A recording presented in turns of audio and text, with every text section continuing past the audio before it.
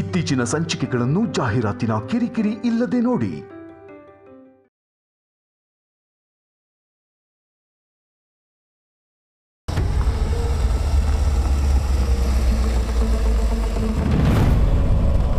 ಅಣ್ಣ ಕಾರ್ ನಿಲ್ಸಿ.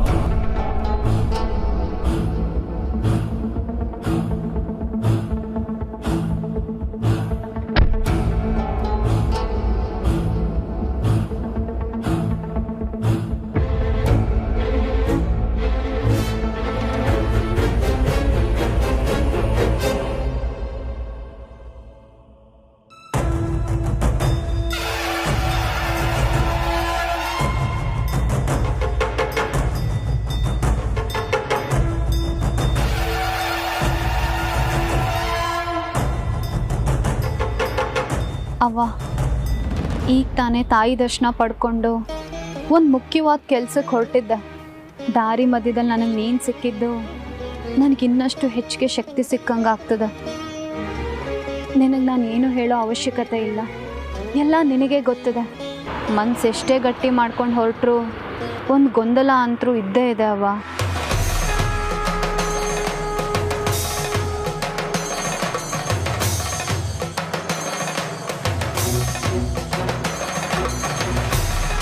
ಸತ್ಯನ ಗೆಲ್ಲತ್ತ ಅಲ್ವಾ ಅವ?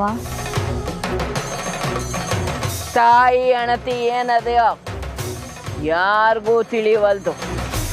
ಅಪಾಯ ಸಂಗಡ ನೀವೊಬ್ಬಾಕಿನ ಸೆಣಸಾಡ್ತೀನಿ ಅಂತ ನೀನು ಅನ್ಕೊಂಡ್ರು ಆ ಸತ್ಯದ ಯುದ್ಧದಾಗ ನೀವೊಬ್ಬಾಕಿ ಇರಂಗಿಲ್ಲ.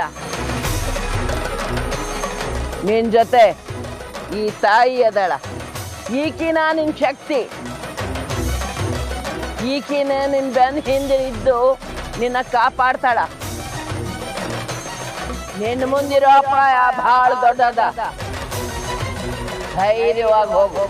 ನಿನ್ನ ಮುಂದಿರೋ ಸತ್ಯನ ಬೆಳಕಾಗಿ ನಿನ್ನ ಮುಂದಿನ ದಾರಿ ತೋರಿಸ್ತದ. ನಿನ್ನ ದಾರಿನ ತಡಿಯೋಕ ಇಲ್ಲಿ ಯಾರೂ ಇಲ್ಲ. ಉಧೋ ಉಧೋ ಎಲ್ಲಮ್ಮ.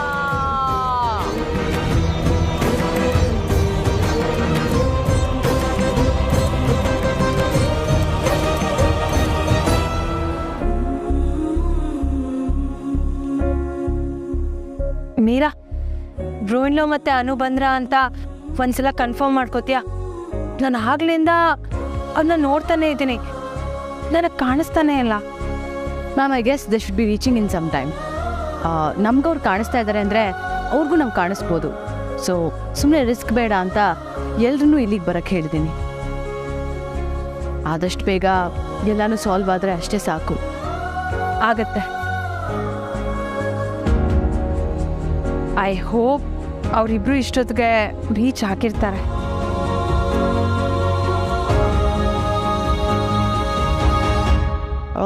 ಮಾನ್ಸಿ ಮ್ಯಾಮ್, ಶಾರದಮ್ಮ ಇಲ್ಲಿ ಕಾಣಿಸ್ತಾನೆ ಇಲ್ಲ. ಅವ್ರಿಗೆ ಈ ಅರೇಂಜ್ಮೆಂಟ್ಸ್ ಅಂದೆಲ್ಲ ತುಂಬ ಇಷ್ಟ. ಇಲ್ಲ ಎಲ್ಲೋ ಇರ್ತಾರೆ. ಮೇ ಬಿ ಎಲ್ಲರೂ ಬಂದು ಸೆಟ್ಲ್ ಆಗೋಷ್ಟರಲ್ಲಿ ಅವರು ಬರ್ತಾರೆ. ವೆಲ್ಕಮ್. ಯಾ,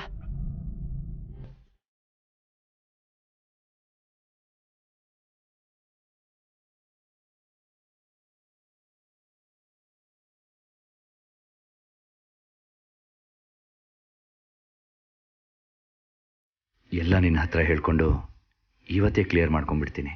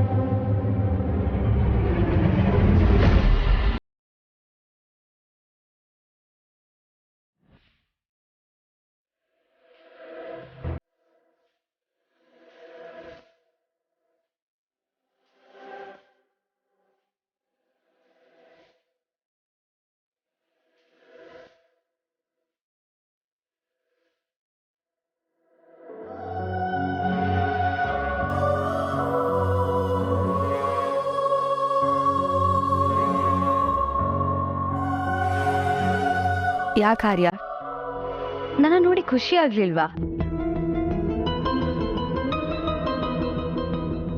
ನನ್ಗೆ ಅರ್ಥ ಆಗುತ್ತೆ, ನೀವು ಅನುಗೋಸ್ಕರ ಕಾಯ್ತಾ ಇದ್ರಿ, ಆದರೆ ನಾನು ಬಂದ್ಬಿಟ್ಟೆ. ನಿಮಗೆ ಅನು ಜಾಗದಲ್ಲಿ ನನ್ನ ನೋಡೋಕ್ಕೆ ಕಷ್ಟ ಆಗುತ್ತಾ? ನಾನು ಯಾಕೆ ನಿಮ್ಮನ್ನ ಅನು ಜಾಗದಲ್ಲಿ ನೋಡಬೇಕು ಆರಾಧನಾ ಅವರೇ? ಯಾಕಂದ್ರೆ ನನ್ನ ವಿಷಯನ ನಾನು ನಿಮ್ಮಲ್ಲಿ ನೋಡ್ತೀನಲ್ಲ, ಅದಕ್ಕೆ.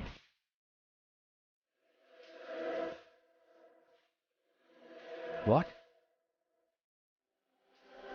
ನಾನು ನಿಜ ಹೇಳಿದ್ರೆ ನಿಮಗೆ ಕೋಪ ಬರ್ಬೋದು, ಆದರೆ ಸತ್ಯ ಹೇಳಿದ್ರೆ ಐ ಫೀಲ್ ವೆರಿ ಗಿಲ್ಟಿ.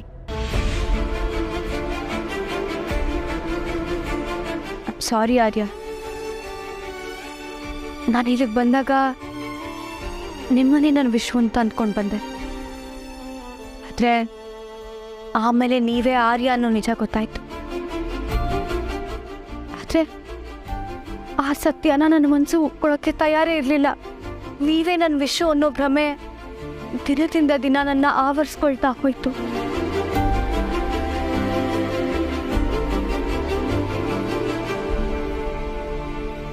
ಅದೇ ರೂಪ, ಅದೇ ಕಣ್ಣು, ಅದೇ ನೋಟ, ಅಂದ್ರೆ ನೀವು ನನ್ನ ವಿಷಯವಲ್ಲ ಅಂತಂದ್ರೆ ನಾನು ಹೇಗೆ ನಂಬಲಿ ಆರ್ಯ? ನನ್ನ ಗಂಡ ನನ್ನ ಜೊತೆ ಇಲ್ಲ ಅಂದಮೇಲೂ ಅದೇ ರೂಪ ಇರೋ ನೀವು ನನ್ನ ಕಣ್ಮುಂದೆ ಓಡಾಡ್ತಾ ಇದ್ರೆ ನನ್ನ ವಿಶ್ವ ನನ್ನ ಜೊತೆ ಇಲ್ಲ ಅಂತಂದ್ರೆ ನಾನು ಹೇಗೆ ನಂಬಕ್ಕಾಗತ್ತೆ?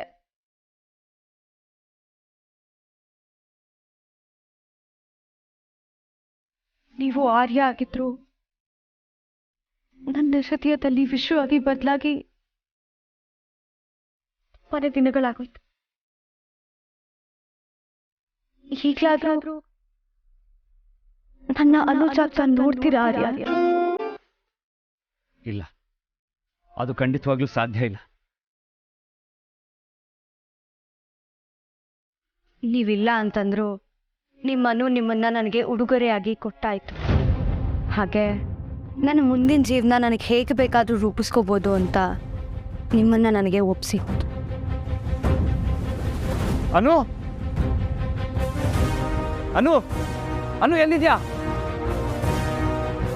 ಇವ್ರು ಹೇಳ್ತಿರೋದೆಲ್ಲ ಸತ್ಯನಾ?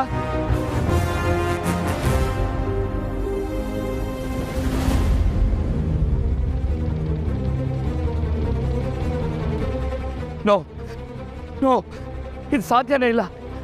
ಅನು ನನ್ನ ಬಿಟ್ಕೊಡೋದಕ್ಕೆ ಸಾಧ್ಯನೇ ಇಲ್ಲ. ಆರಾಧನಾ, ನನ್ನ ಅನು ಎಲ್ಲಿ ಹೋದ್ಲು ಹೇಳಿ ಪ್ಲೀಸ್, ಪ್ಲೀಸ್ ಹೇಳಿ ಆರಾಧನಾ ಅವರೇ, ನನ್ನ ಅನು ಎಲ್ಲಿ ಹೋದ್ಲು?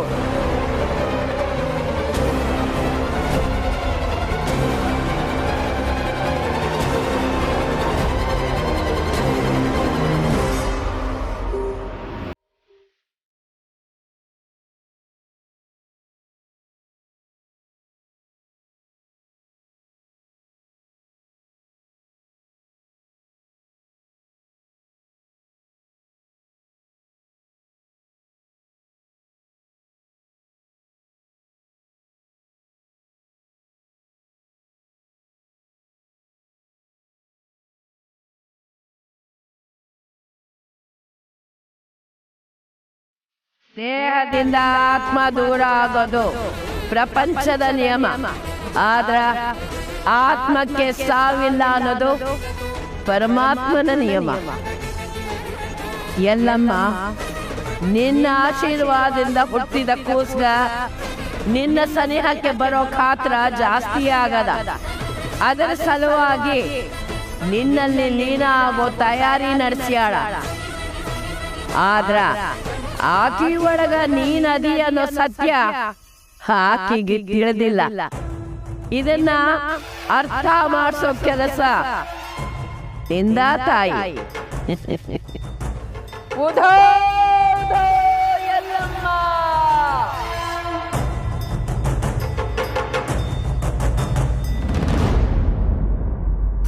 ಅನು ನನ್ನ ಬದುಕನ್ನ ನಿಮಗೆ ಉಡುಗೊರೆ ಕೊಟ್ಲು ಅಂದ್ರೆ ಏನರ್ಥ? ನನ್ನನ್ನು ಒಂದು ಮಾತು ಕೇಳಿದೆ, ಅವಳೊಬ್ಳೆ ಈ ನಿರ್ಧಾರನ ಹೇಗೆ ತಗೊಂಡ್ಲು? ಆರ್ಯ, ಪ್ಲೀಸ್ ರಿಲ್ಯಾಕ್ಸ್. ಅನು ಪ್ರೀತಿನ ದಾನ ಮಾಡಿದ ಮಾತ್ರಕ್ಕೆ ನಾನು ಅದನ್ನ ತಗೊಳ್ಳೋದಕ್ಕೆ ತಯಾರಿಲ್ಲ. ಆದರೆ ನಾನು ನಿಮ್ಮ ಹತ್ರ ಹೇಳಿದ್ದೆಲ್ಲ ನಿಜಾನೇ. ಹಾಗಂತ ಇನ್ನೊಬ್ಬರ ಬದುಕನ್ನು ಹಾಳು ಮಾಡಿ ನೋವು ಕೊಟ್ಟು ನಾನು ಖುಷಿ ಪಡೋದಕ್ಕೆ ಸಾಧ್ಯನೇ ಇಲ್ಲ. ಯಾಕಂದರೆ ಒಟ್ಟಿ ಜೀವನ ಎಷ್ಟು ಕಷ್ಟ ಅನ್ನೋದು ನನಗೀಗಾಗಲೇ ಅರ್ಥ ಆಗಿದೆ. ಈ ವಿಷಯನೆಲ್ಲ ನಿಮ್ಗೆ ಹೇಳೋಕ್ಕೆ ಅನು ಬದಲಾಗಿ ನಾನು ಇಷ್ಟೊತ್ತು ಇಲ್ಲಿದ್ದೆ. ಮತ್ತೆ ಅನು ಎಲ್ಲೋ ಹೋದ್ಲು? ಬೆಟ್ಟಕ್ಕೆ ಹೋಗಿದ್ದಾರೆ.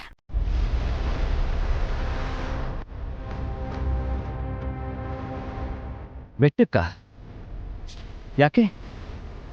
ಆ ಜೇಂಡೆನ ಮಟ್ಟ ಹಾಕೋಕ್ಕೆ ನಾನು ಬೆಟ್ಟಕ್ಕೆ ಹೋಗ್ತೀನಿ ಅಂತ ಹೇಳೋದು. ಇನ್ ಕೇಸ್ ಜೇಂಡೆನ ದಾರಿ ತರೋಕ್ಕಾಗಲಿಲ್ಲ ಅಂತಂದರೆ ನಾನೇ ಬಲಿಯಾಗ್ತೀನಿ ಅಂತಲೂ ಹೇಳೋದು.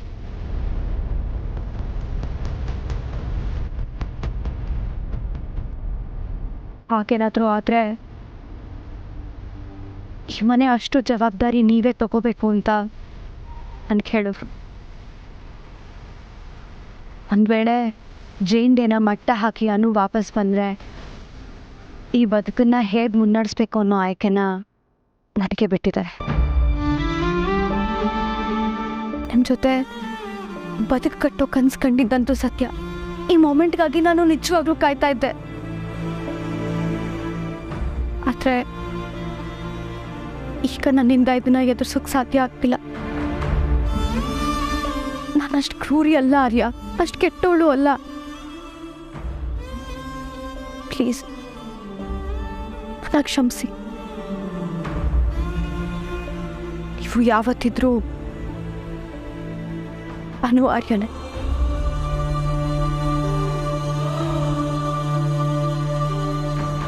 ಅನು ಬೆಟ್ಟಕ್ಕೆ ಹೋಗಿದ್ದಾರೆ. ಅವರು ಅಪಾಯಕ್ಕೆ ಸಿಕ್ಕಾಕೊಳ್ಳೋ ಮುಂಚೆ ನೀವು ಅಲ್ಲಿಗೆ ಹೋಗಬೇಕು.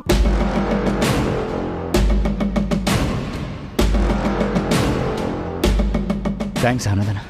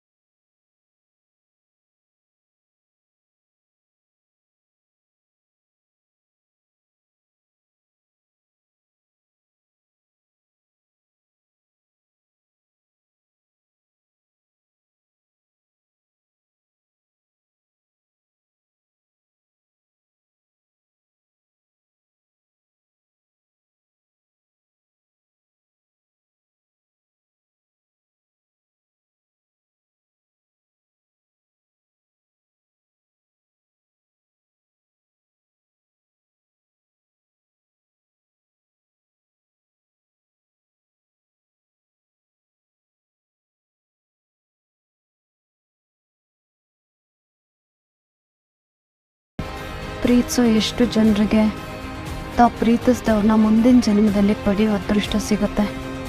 ನನಗೆ ಸಿಕ್ಕಿದೆ.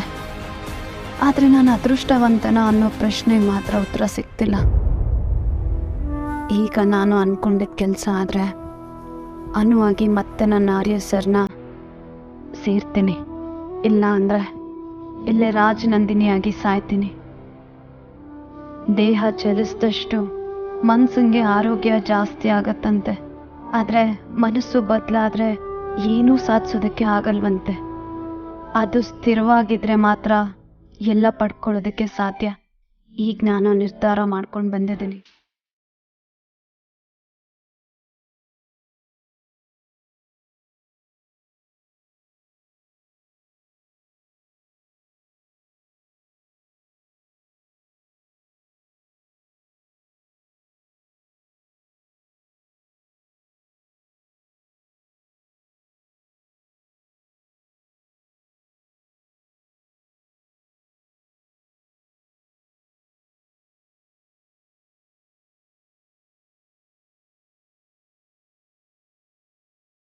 Welcome welcome mister Keshav Jende. ನೀವೇ ಇಲ್ಲಿಗೆ ಬರ್ತೀರಾ ಅನ್ನೋದು ನನಗೆ ತುಂಬ ಚೆನ್ನಾಗಿ ಗೊತ್ತಿತ್ತು ಕೇಶವ್ ಜೇಂಡೆ.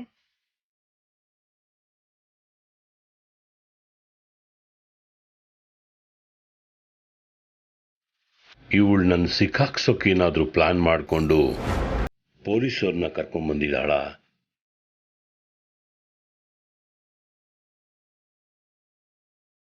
ಆನು ಧೈರ್ಯ ನೋಡ್ತಿದ್ರೆ ಹಾಗೆ ಅನ್ನಿಸ್ತಿದೆ. ಈಗ ನಾನು ಇಲ್ಲಿಂದ ಹೋಗೋದೇ ಒಳ್ಳೇದು. ಡೋಂಟ್ ವರಿ ಜೇಂಡೆ, ನಾನು ಇಲ್ಲಿಗೆ ಒಬ್ಳೇ ಬಂದಿದ್ದೀನಿ. ಪೊಲೀಸ್ನ ಯಾರನ್ನೂ ಕರ್ಕೊಂಡು ಬಂದಿಲ್ಲ, ನನ್ನ ಜೊತೆಗೆ ಆರ್ಯ ಸರು ಇಲ್ಲ. ಸೊ ನೀವು ಧೈರ್ಯವಾಗಿರ್ಬೋದು.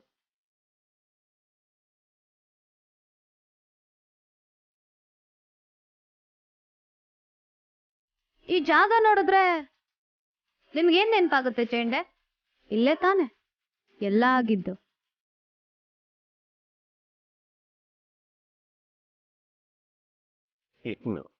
ಅಯ್ಯೋ, ನಾನ್ ನೋಡಿ ದಡ್ಡಿ, ನಿಮ್ಮಿಂದ ಉತ್ತರನ ಬಯಸ್ತಾ ಇದ್ದೀನಿ. ಜೇಂಡೆ, ನೀವು ಮಾಡಿರೋ ಮೋಸಕ್ಕೆ ಪಶ್ಚಾತ್ತಾಪ ಪಟ್ಟು ಮುಂದೆ ಬದುಕನ್ನ ಚೆನ್ನಾಗಿ ಕಳ್ತೀನಿ ಅಂದರೆ ನಿಮಗೆ ಇನ್ನೊಂದು ಅವಕಾಶನ ಕೊಡ್ತೀನಿ.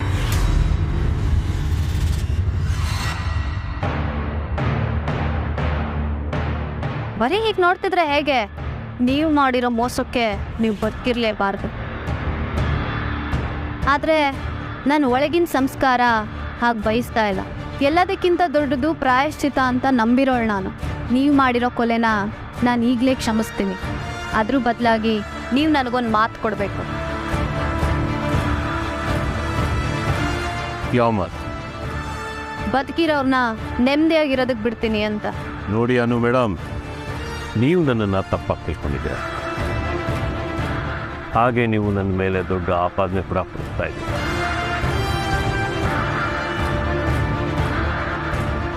ನಿಮ್ಮ ಮೇಲೆ ನಾನು ಡೆಫರ್ಮೇಷನ್ ಕೇಸ್ ಹಾಕ್ಬೋದು. ಕೊಲೆ ಆಪಾದನೆ ಮಾಡಿದ್ದೀರಿ ಅಂತ.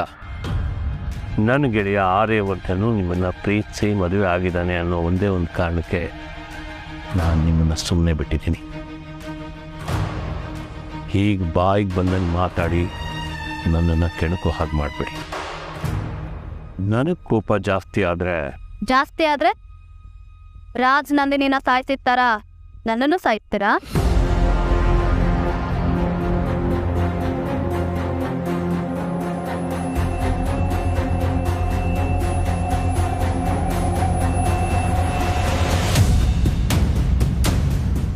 ನೀವೇ ರಾಜ್ ನಂದಿನಿನ ಕೊಲೆ ಮಾಡಿದ್ದು. ಇಲ್ಲ, ನಾನಲ್ಲ. ನೀವೇನೆ ರಾಜ್ ನಂದಿನಿ ಕೊಲೆ ಆಗಿರೋದಕ್ಕೆ ನಾನೇ ಸಾಕ್ಷಿ.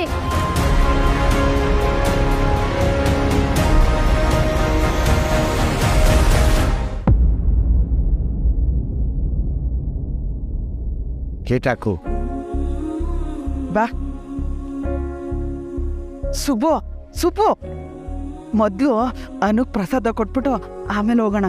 ಯಾಕೆ ಇಷ್ಟೊಂದು ಆತರ ಮಾಡ್ಕೋತೀಯಾ? ನಾವು ಯಾವಾಗಲೂ ಈ ಥರ ಗಾಬರಿಲಿರೋದನ್ನ ನೋಡಿದ್ರೆ ಜನ ಏನು ಅನ್ಕೊಳ್ಳಲ್ಲ. ಯಾರು ಏನು ಅನ್ಕೊಂಡ್ರೆ ನನಗೇನು, ಮೊದಲು ಅನಿಗೆ ಪ್ರಸಾದ ಕೊಟ್ರೆ ನನಗೆ ಸಮಾಧಾನ ಆಗೋದು. ಸರಿ ಬಾ, ಬೇಗ ಕೊಟ್ಟು ಬೇಡ. ಸುಬೋರೆ, ಪುಷ್ಪ ಈಗ ಬಂದ್ರಾ? ಬನ್ನಿ, ದಿಸ್ ವೇ. ಮೀರವ್ರೆ, ನಾನು ಮೊದಲು ಅನು ನೋಡಬೇಕು. ಪಾರ್ಟಿ ನಡೀತಾ ಇರೋದು ಇಲ್ಲೇ. ಅನು ಇಲ್ಲಿಗೆ ಬರ್ತಾಳೆ, ಬನ್ನಿ.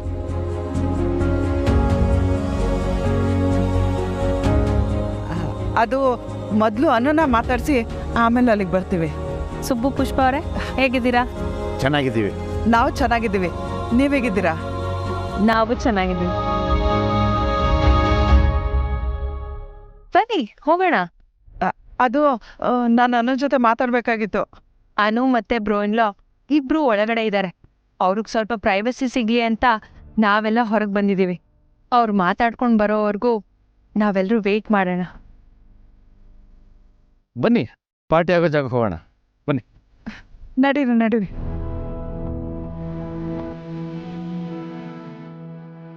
ಸುಬ್ಬು, ಏನ್ ಮಾಡೋದೀಗ? ಇವರೆಲ್ಲ ನಮ್ಮ ಮಗಳು ಅಳಿಯನಿಗೋಸ್ಕರ ಏನೇನೋ ಅರೇಂಜ್ ಮಾಡಿದ್ದಾರೆ.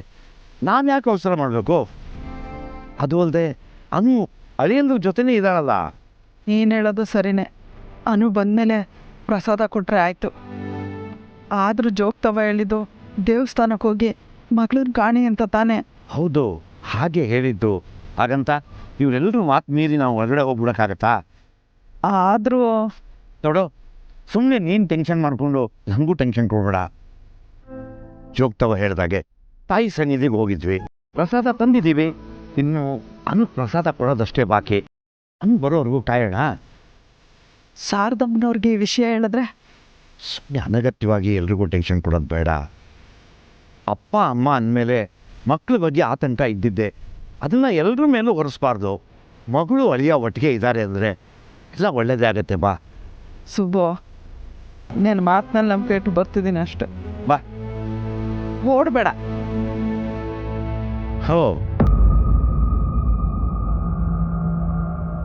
ಇಷ್ಟು ದಿನ ಆ ಕೊಲೆಗೆ ಯಾವ ಸಾಕ್ಷಿನೂ ಇಲ್ಲ ಅಂತ ಅಂದ್ಕೊಂಡಿದ್ದೆ. ನಿಮ್ಮ ವಿಷಯ ಎಲ್ಲ ಗೊತ್ತಾದ ಮೇಲೆ ಇನ್ನು ನಿಮ್ಮ ಹತ್ರ